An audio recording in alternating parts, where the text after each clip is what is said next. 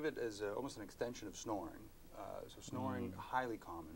Maybe 40% of adults will snore at some time or another, and that's vibration of tissues in the back of the throat or in the nose or at the base of the tongue that by itself is not necessarily a medical problem, but obstructive sleep apnea is sort of an extension or a more severe form of that, where then what you have is blocking of airflow while you're asleep.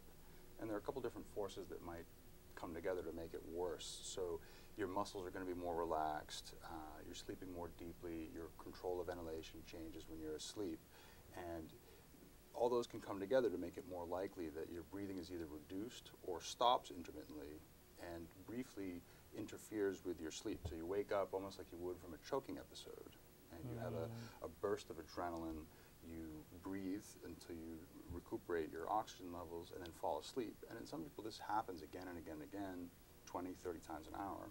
The biggest consequence is, instead of, what a body likes is a nice block of uninterrupted sleep.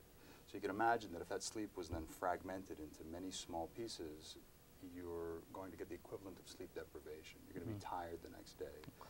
The effects can be very global. It will have effects on mood, motivation, thought processes, ability to concentrate, and will also affect other medical conditions. It's a strain on your heart.